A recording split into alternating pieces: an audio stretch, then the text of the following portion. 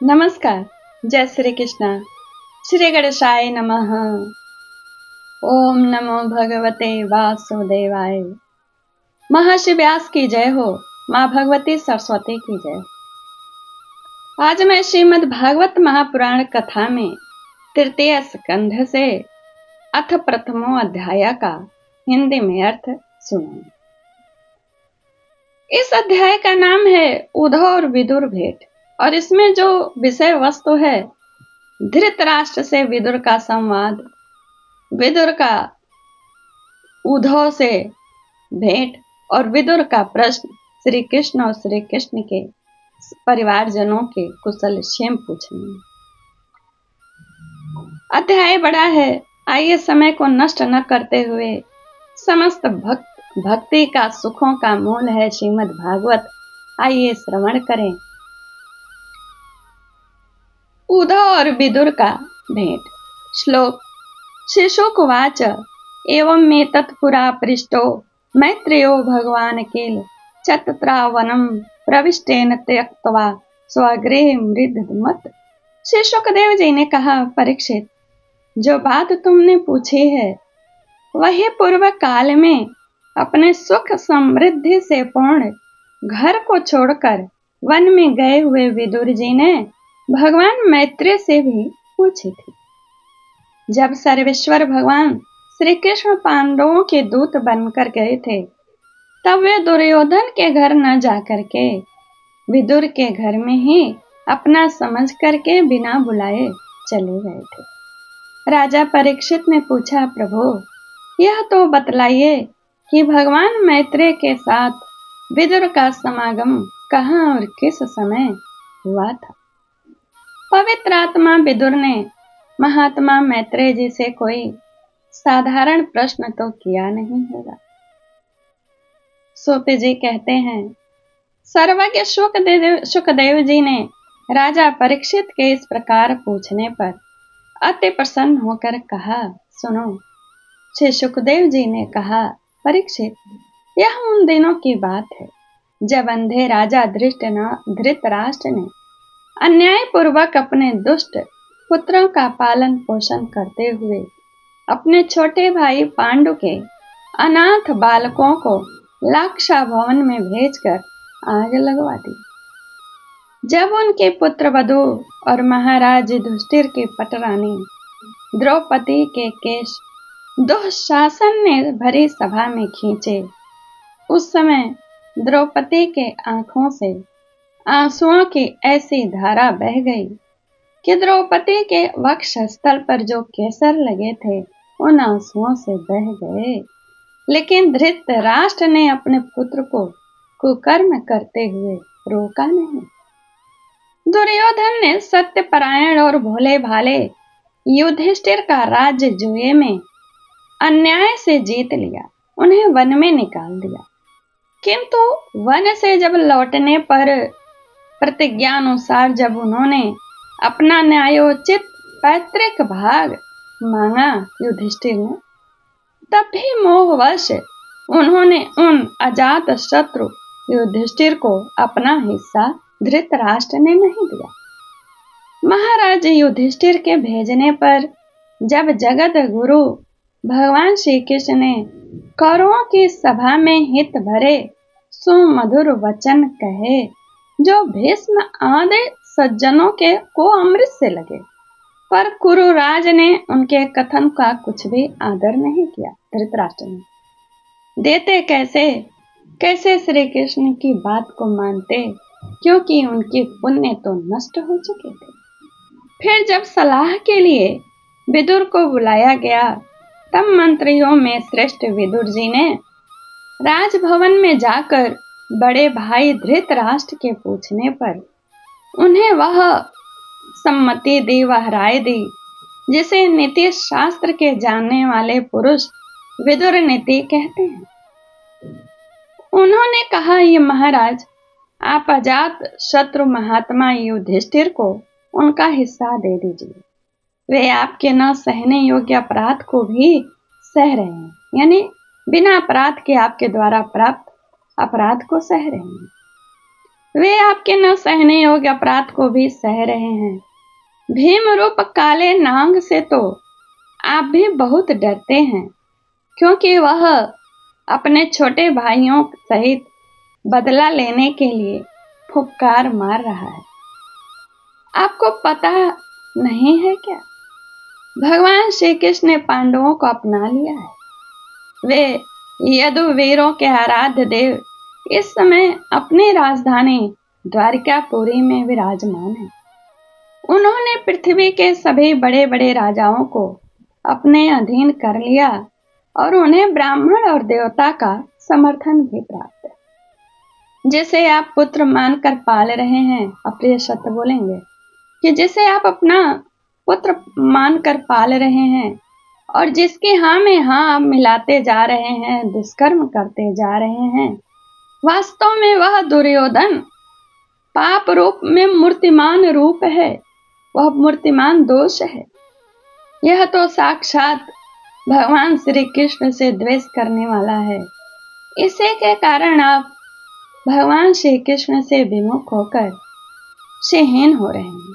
इसलिए यदि अपने कुल की कुशल चाहते हैं तो इस दुष्ट को तुरंत ही त्याग दीजिए। विदुर जी का ऐसा सुंदर स्वभाव था कि साधु जन भी उसे प्राप्त करने की इच्छा करते थे, किंतु उनकी यह बात सुनते ही कर्ण और दुशासन शकुनी के सहित दुर्योधन क्रोध से उसके ओठ अंग फड़फड़ाने लगे। उसने विदुर के भाई यानी धृतराष्ट्र के सामने ही उनका तिरस्कार किया।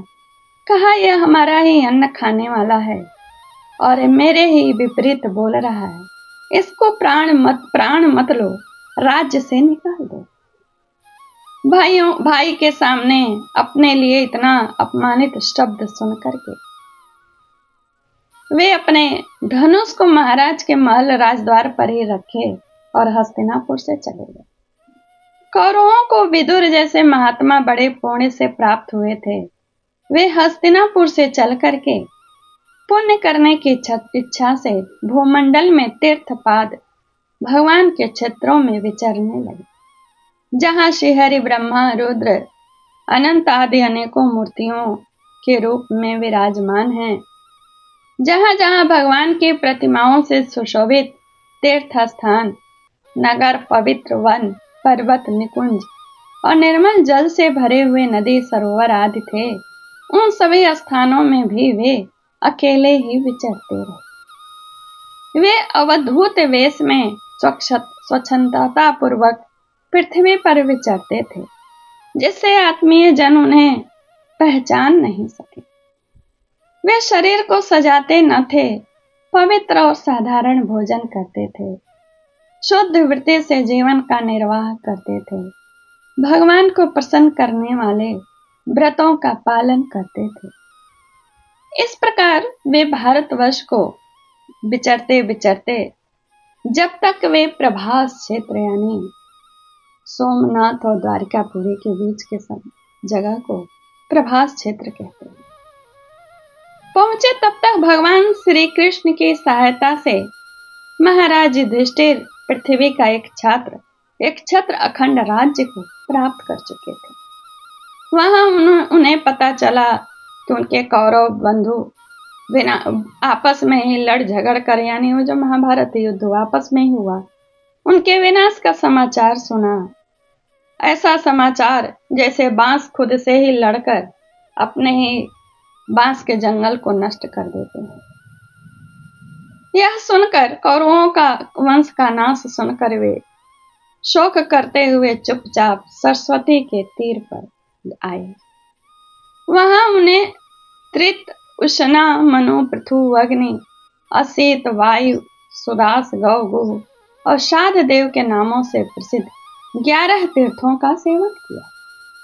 इनके सिवा पृथ्वी में ब्राह्मण और देवताओं के स्थापित किए हुए जो भगवान विष्णु के और भी अनेक मंदिर थे, जिनके शिखरों पर भगवान के प्रधान आयुध चित्र के चिन्ह थे, जिनके दर्शन मात्र से विदुर को भगवान श्री कृष्ण का स्मरण हो आता था। उनका उन्होंने सेवन किया।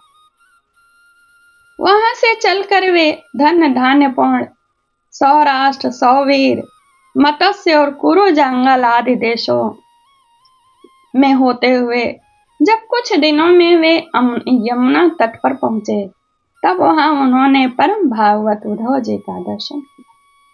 वे भगवान श्री कृष्ण के प्रख्यात सेवक और अत्यंत शांत स्वभाव थे।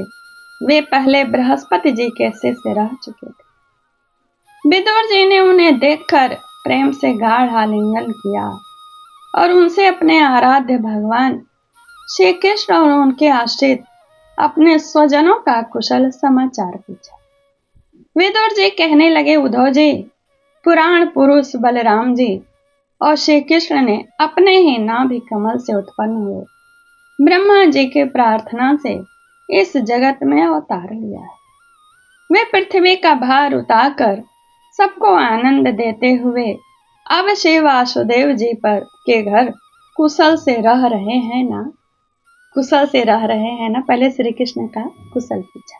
यहाँ से लेकर 45 श्लोक तक श्री कृष्ण क्या ही और उनके परिवार का हालचाल पूछेंगे। कहेंगे, प्रियवर, हम कुरु वंशियों के परम सुहृद और पूज्य वासुदेव जी को पिता के समान उदारता पूर्वक अपनी कुंती आदि बहनों, उनके स्वामियों का संतोष कराते हुए उनके सभी मन चाहे वस्तुएं देते आए हैं। वे आनंद पूर्वक तो हैं, जो अपने सुहृदों को सुख देते हैं, वे आनंद पूर्वक तो हैं। प्यारे उद्धव जी, यादवों के सेनापति वीरवर प्रद्युम्न जी तो प्रसन्न है ना, जो पूर्व काल में कामदेव थे तथा जिन्हें देवी रुक्मिणी जी ने ब्राह्मणों की आराधना करके भगवान से प्राप्त किया था। सात्वत, वृष्णि, भोज और दाह, शार्ह वंशी यादवों के अधिपति महाराज उग्रसेन तो सुख से है ना, जिन्होंने राज्य पाने की आशा का सर्वथा परित्याग किया था। किंतु कमल नयन भगवान श्री कृष्ण ने जिन्हें फिर से राज सिंहासन पर बैठाया। सौम्य, अपने पिता श्री कृष्ण के समान समस्त रथियों में अग्रगण्य श्री कृष्ण तनय सांब सकुशल से तो है ना। ये पहले पार्वती जी के द्वारा गर्भ में धारण किए हुए स्वामी कार्तिक हैं। अनेक व्रतों को करके जामवती ने इन्हें जन्म दिया। जामवती ने जिन्होंने अर्जुन से रहस्य युक्त धनुर्विद्या की शिक्षा पाई, वे सात्विक जो कुशल पूर्वक है ना। वे भगवान श्री कृष्ण की सेवा से अनायास ही भगवत जनों की उस महान स्थिति पर पहुंच गए हैं जो बड़े बड़े योगियों को भी दुर्लभ है। भगवान के शरणागत निर्मल भक्त बुद्धिमान अक्रूर जी भी प्रसन्न है ना, जो श्री कृष्ण के चरण चिन्हों से अंकित व्रज के मार्ग के रज में प्रेम से अधीर होकर लौटे थे। यानी अक्रूर जी जब श्री कृष्ण को लेने गए थे तब लौटे थे। भोजवंशी देवक की पुत्री देवकी जी अच्छी तरह है ना, जो देव माता अदिति के समान ही साक्षात विष्णु भगवान की माता है। जैसे वेद त्रयी यज्ञ विस्तार रूप अर्थ को और अपने मंत्रों में धारण किए रहती है, उसी प्रकार उन्होंने भगवान श्री कृष्ण को अपने गर्भ में धारण किया था। आप भक्त जनों की कामनाएं पूर्ण करने वाले भगवान अनिरुद्ध जी सुखपूर्वक है ना, जिन्हें शास्त्र वेदों के आदि कारण और अंतःकरण चतुष्टय के चौथे अंश मन के अधिष्ठाता बतलाए जाते हैं। यानी चित्त, अहंकार, बुद्धि और मन, ये अंतःकरण के 4 अंश हैं और इनके अधिष्ठाता जो हैं वे वासुदेव, संकर्षण, प्रद्युम्न, अनिरुद्ध हैं। सौम्य स्वभाव उद्धव जी अपने हृदयेश्वर भगवान श्री कृष्ण का अनन्य भाव से अनुसरण करने वाले, जो हृदय सत्य भामानंदन, चारु, देशण और गद आदि अन्य भगवान के पुत्र, वे सब कुशल से तो हैं ना। महाराज युधिष्ठिर अपने अर्जुन और श्री कृष्ण रूप दोनों भुजाओं की सहायता से धर्म मर्यादा का न्याय पूर्वक पालन करते हैं ना। मैदानों की बनाई हुई सभा में इनके राज्य वैभव को और दबदबे को देखकर दुर्योधन को बड़ा डाह हुआ था। अपराधियों के प्रति अत्यंत असहिष्णु भीमसेन ने सर्प के समान दीर्घकालीन क्रोध को छोड़ दिया है क्या? जब वे गदा युद्ध में तरह तरह के पैतरे बदलते थे, तब उनके पैरों से के धमक से धरती कांप उठती थी। जिनके बाणों के जाल से छिपकर किरात वेशधारी शिव, जो किसी के पहचान में न आए, प्रसन्न होकर के जिन्हें अर्जुन को सुयश बढ़ाने वाला गांडीवधारी अर्जुन से प्रसन्न होकर उन्हें आशीर्वाद दिया था, अब तो उनके सभी अर्जुन के सभी शत्रु शांत हो चुके हैं ना। पलक जिस प्रकार नेत्रों की रक्षा करते हैं, उसी प्रकार कुंती के पुत्र युधिष्ठिर जिनके सर्वदा संभाल रखते हैं, और कुंती ने ही जिनका लालन पालन किया, वे माद्री के पुत्र नकुल सहदेव कुशल से हैं ना।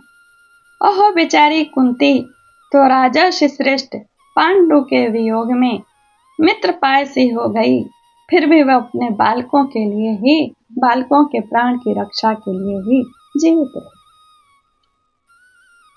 सौम्य स्वभाव उद्धव जी, मुझे तो अधः पतन की ओर जाने वाले उन धृतराष्ट्र के लिए बार बार शोक होता है, जिन्होंने पांडवों के रूप में अपने परलोकवासी भाई पांडव से ही द्रोह किया था, तथा अपने पुत्रों की ही हाँ मिलाकर अपने हित चिंतक मुझको भी नगर से निकाल दिया।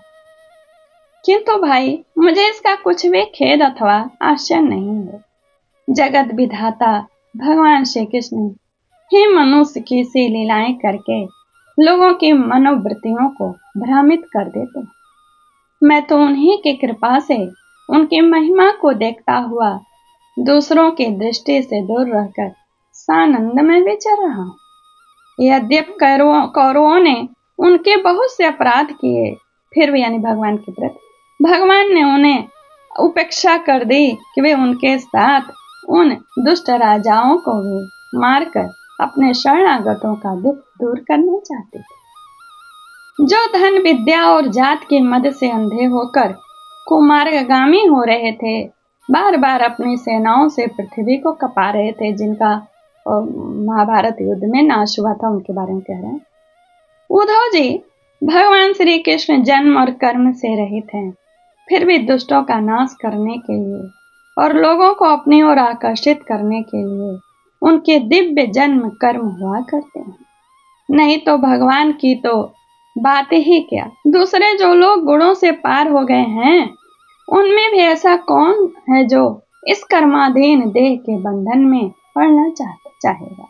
अतः मित्र, जिन्होंने अजन्मा होकर भी अपने शरण में आए हुए समस्त लोकपाल और आज्ञाकारी भक्तों का प्रिय करने के लिए यदुकुल में जन्म लिया है, उन पवित्र कीर्ति श्रीहरि की बात आप सुना। अगले अध्याय में उद्धव जी बड़े ही मार्मिक और हृदय को से महसूस करते हुए श्री कृष्ण की लीलाओं का वर्णन करेंगे।